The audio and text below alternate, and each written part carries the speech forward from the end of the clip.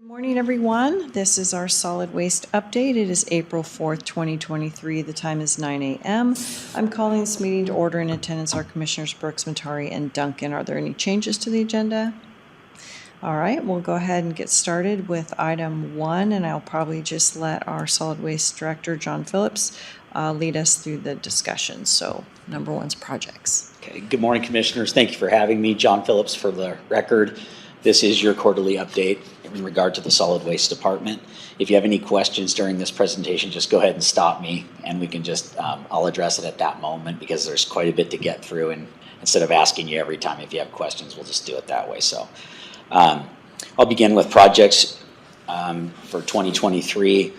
The Athol paving project. So as you know, I've been working with JUB Engineering and Coeur d'Alene Paving to get the Athol rural collection site paved this spring. It's looking like that's going to occur. If it doesn't occur in late April, it would occur in May. I think May is more likely.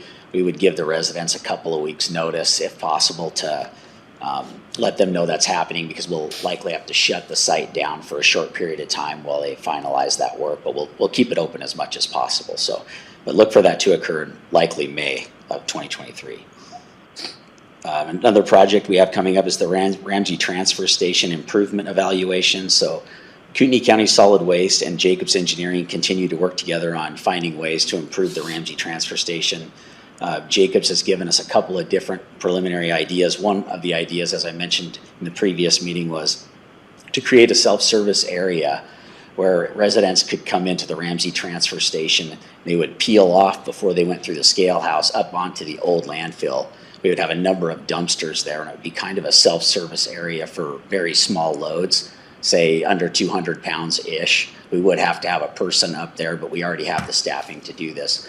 But in all likelihood, looking at the numbers, this could reduce traffic flows on site from 30 to 50% on some days, not all days. But because of that, that could prolong how long it takes to actually have to do the second part, which would be look at improving the Ramsey Transfer Station, adding a tunnel and additional area for unloading within the site. So this could prolong the life of the transfer station and is a really good thing to pursue. The department will be pursuing getting this built. I'm still looking at evaluating if the county can do a large part of this work themselves, because it wouldn't be a paved area, and it's pretty simple grading, but it is built on top of an old landfill. So we would need some engineering on what kind of geotextile might be necessary to preserve the liner, and then the amount of rock to be put in. But I'm familiar with grade work and dirt work, so I feel like we could do it if we have the staffing. But I'll get into staffing a little bit later. But because we're short on people, it may be a project that we end up having to bid. So I'm going to ask for bid documents from Jacobs just in case we have to bid it. But that level of a document, it's not a lot of difference in money for those documents, but it would give more detail on compaction density requirements and subgrade requirements. So I'm going to ask for that, but we'll be pursuing going after that in the near future. Moving on to the leachate treatment pilot update. So moving to the landfill, leachate is the wastewater that flows from the landfill. It's created from rain or saturated garbage. It flows through the waste mass, comes out the bottom. It's a regulated substance, so we have to control that on site, either by we use evaporation or we haul the balance to a regional wastewater treatment plant. In this case, it's Hayden. Leachate is considered an industrial wastewater, and it can be very difficult to treat. And as a reminder, the department was notified in December that the regional POTW, being HARBS, that we use for treating that excess leachate will likely be unable to continue accepting it in the future unless we do some kind of treatment. So they're really concerned with some new constituents that are concerning all over the country, being PFAS, also PCBs, and then also there's something in our TDS, so the total dissolved solids, that can impact wastewater plants. So we want to remove those to make it easier for Hayden or any other wastewater plant to process. Once we found out that we might be limited in the future, Kootenai County Solid Waste immediately began soliciting vendors for treatment options and equipment and assistance with treating that landfill leachate in the future. We also solicited the local POTWs, the treatment plants, including Coeur d'Alene, Hayden, and also Post Falls. All of them did supply me with treatment goals to try to help with our process that I was able to give vendors to say this is how clean we want to make the leachate as our goal. However, not all of these POTWs are interested in accepting leachate, even if it's treated at this time, but they would evaluate this on a case-by-case basis in the future. So the department is currently working with Jacobs Engineering to finalize vendor selection, but it's looking like a company out of New Jersey named Dynatech Systems is the front runner. They have successfully treated over 40 landfill leachate projects in the United States, so I'm feeling very confident that they'll be able to perform this work. Dynatech also proposed a bench scale treatability study that's very inexpensive, where we can sample our own leachate, send it to them in 5-gallon buckets. They run a study for only about $300 per sample. Then they can let us know roughly how clean they can make it, and if it looks good, then we could pay to have a pilot project brought in, and they have a pilot system currently in Seattle that looks like the timing would work out well, assuming all of this goes the way we'd like, and they could bring that gear over this summer and do a 1 to 2 month pilot study, So that's what we're hoping will occur. I will keep Bill, or my BOCC liaison, informed about as this project unfolds. So I have a question. When is the leachate flow the most? This time of year is typically the most. However, our crew at the landfill did an excellent job this last year, and so if you look at the design of the landfill, you can imagine you have a cereal bowl on the bottom that's your liner. That's the easiest way to explain it. And then you kind of heap the bowl with garbage. And so on the top deck, you have a flatter area where the crew can operate and build garbage. So that area is the most sensitive to permeation because it's flatter, and so as it rains, water doesn't really run off the area you're working in, it just soaks in. The side slopes are all covered with clay, usually 1 to 2 feet thick, and plastic sheeting.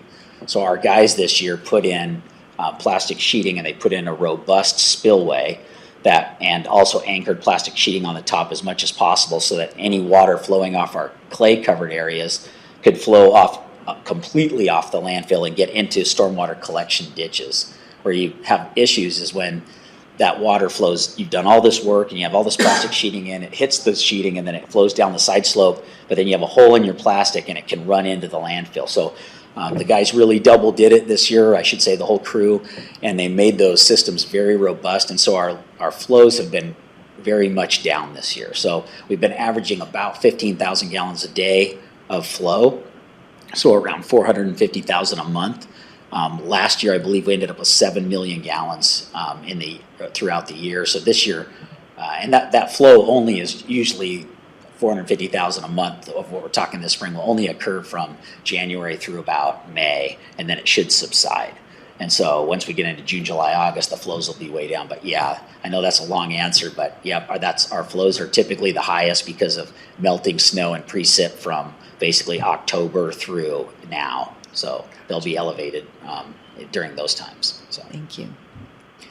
Moving on to landfill phase E3 design 2023. This is a very important project for the landfill. So a new area of the landfill known as phase E3 or E-Cell 3 will be designed this year with a plan for construction in 2024. So that will be a large-scale earthwork job and landfill liner, leachate collection system, under drains, and everything that goes along with like leachate pump station. That'll be a project that could be in the $6 to $10 million range is the estimate. Jacobs Engineering has designed all but one of our previous landfill cells, and the department will request that Jacobs be used for this as well. I have Jacobs currently putting together a scope. In fact, they just finished it, and I have it in to Jamila for legality review before I bring it to a business meeting, but look for that to be brought before the BOCC in probably the next couple of weeks. Fighting Creek landfill, I'm going to move on to operations and talk about the landfill specifically. So garbage volumes are starting to pick up, which is normal for this time of year. Our busy season begins usually about April and goes all the way through or into October. Our employees are currently building a 15-foot lift for roughly the entire top deck or operating area, and that will bring this whole area up into one plane is the goal at roughly a 5% slope from rough north to south. And that will help with stormwater control in the future. Our landfill management team has been working very close with our operations manager to develop a plan to help minimize future leachate production even further. So we've been looking at operations at a way where we could go up onto the old area of the landfill and try to get that whole top deck, we're talking about the 5% area, covered with plastic as much as possible in late summer this year, but then move up to the old area and move roughly from west towards the east, so towards the highway, but we'd move much slower because it's a higher area.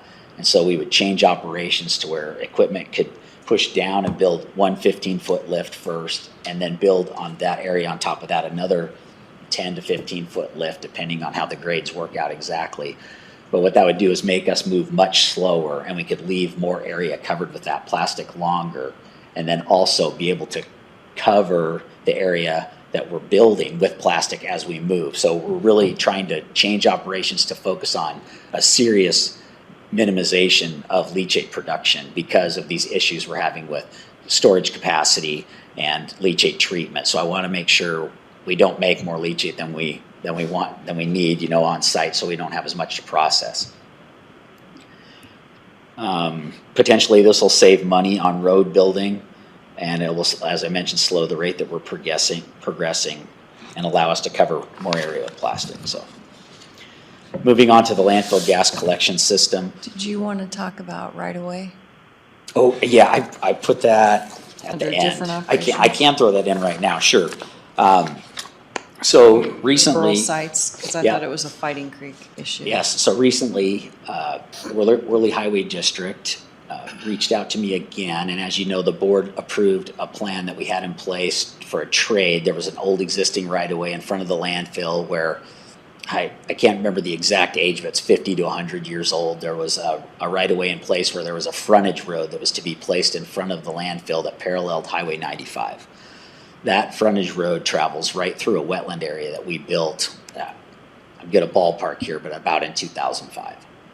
And when we built that, Worley Highway District approached us and said, you're building the wetland on a right-of-way, but don't worry, keep going, we'll fix it later. So this is how this all started. So then recently, the board approved a document that was intended to fix that right-of-way that Worley Highway District drew up.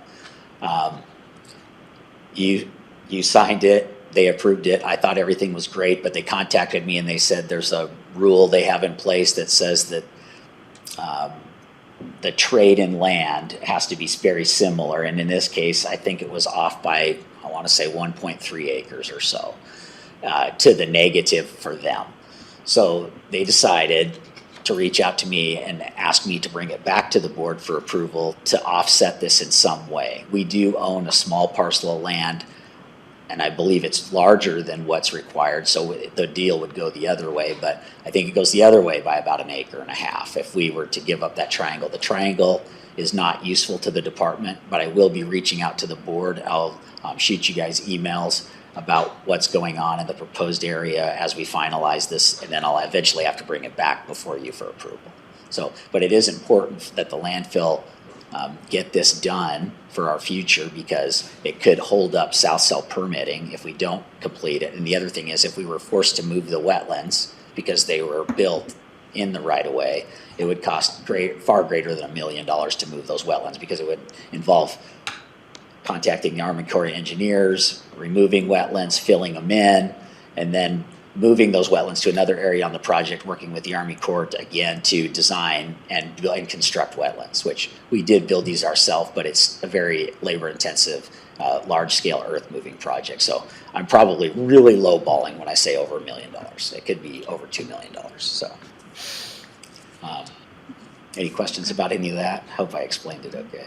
I have a question about the Athol paving.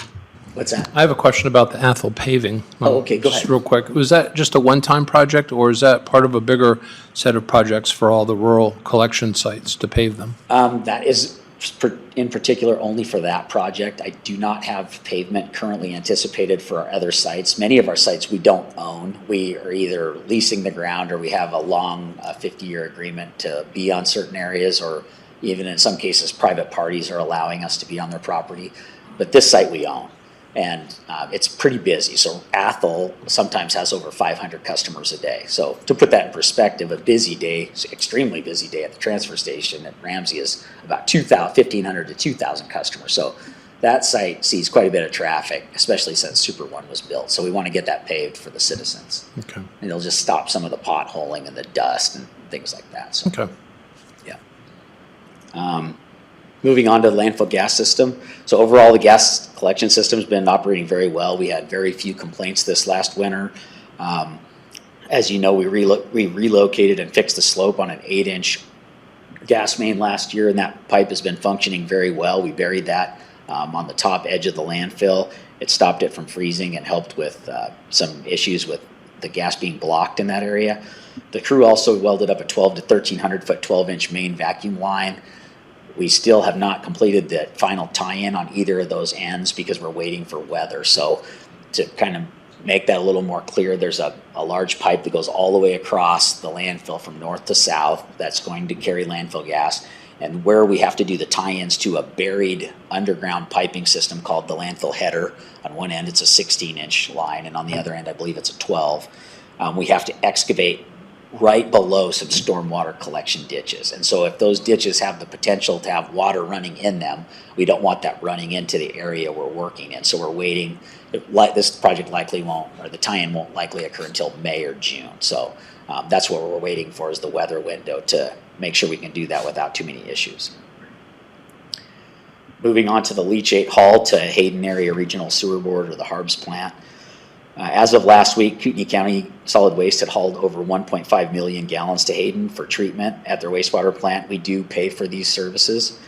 The plant has been taking care and processing that wastewater. None of our wastewater is being dumped outside of collected areas. I know that there's been some concerns by residents, but it's all being hauled in containerized vehicles directly to manholes that the city is, or the city working with the plant has told us where to dump. So we're dumping in those. Nothing's being dumped just out in, the environment. So, and then it goes through the sewer and goes to the plant where it's treated.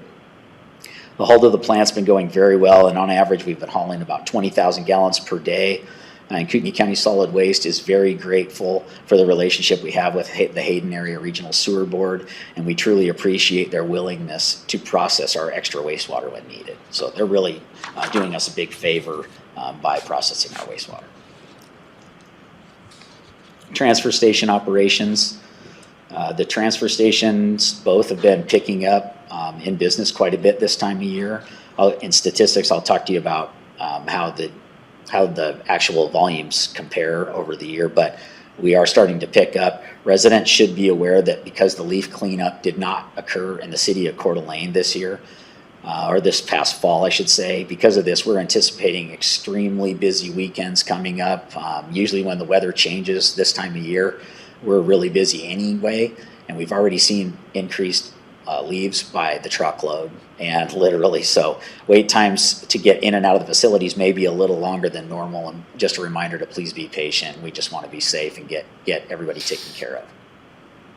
This past January, the Grizzly crane, so that's the main, looks like an orange crane that's located over the trailer where we push garbage and load top load trailers. That's the main piece of equipment that's used to compact the waste and move it around on the top of the trailer before we actually ship it to the landfill. We replaced one of those cranes. It went well, and that crane's been functioning as expected. So that's all taken care of. Staffing levels and recruitment, I just want to touch real quick. The Solid Waste Department, like other departments, has experienced quite a bit of turnover over the past several years, and we're still experiencing that. We were able to get it down to where we only had about 5 employees still yet to hire out of 62 or 63. Recently, we had a rash of new people that quit and chose to leave the department, and it was mostly for better schedules and or better pay. Those were the two big reasons. But currently we have 8 open full-time positions within the department. It's 5 solid waste technicians, 1 equipment operator, 1 mechanic, and 1 environmental technician. A few of these just opened up, so our numbers, like I said, we're looking quite a bit better. So I'm hopeful we'll begin picking up a few more employees in the near future. So we've been having a number of people put in through the system, so I'm always optimistic that we're going to fill all those up, but it's been quite a while since we've been completely full. For the most part, we're getting everything done we need to get done, but there are some things like refrigerators are stacking up. It's hard to keep up with picking litter up and keeping the sites as neat and tidy. But we're getting by. We're making do, and some of our office help is getting into those scale houses and trying to help up. They even had me in the scale house training me on outbound, so that I'll help out wherever I can with the department.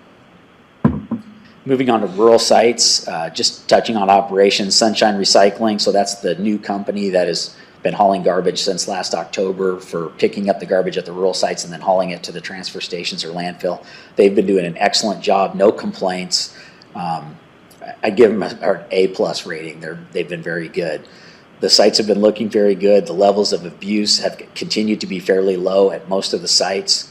And I want to give a shout out again to the Sheriff's Department. They continue to do an excellent job patrolling and educating the public at these facilities located throughout the county. Seasonal positions so usually we use seasonal employees to help cover duties at those rural collection sites so that we can allow our normal full-time staff that are trained up on all duties to come back to the transfer stations and then partake in helping with the increased loads at the transfer stations. So typically we begin hiring seasonals in April of each year because this is the time of year when we pick up. Right now we have 3 part-time seasonals that we've hired. 2 of them came back, and another one he was a guy that was there last year, so he's a third one actually that came back for a summertime job. And the landfill seasonal position is still open, although we do have 1 applicant. So that's the one that we just approved the increased wages for. Yep. So it's normal for this time of year for us only to have 3. I would say in the next month or 2, this is really when we want to pick them up. So this would be a great time for anybody that's interested to apply with the solid waste department. We have a bunch of openings. So.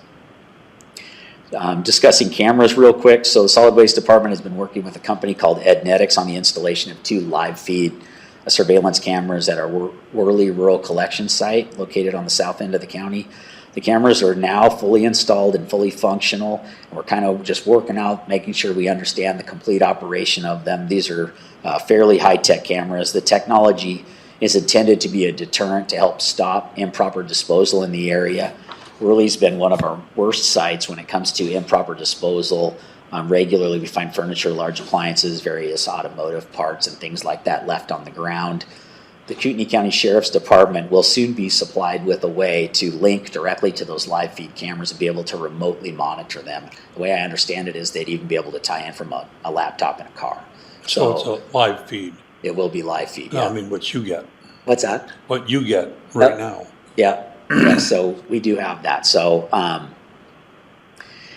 there was some talk. The Sheriff's Department did mention we may want to include the tribal police in this, and I will reach out to the BOCC in the future if we do eventually want to do that to ask for approval for that. So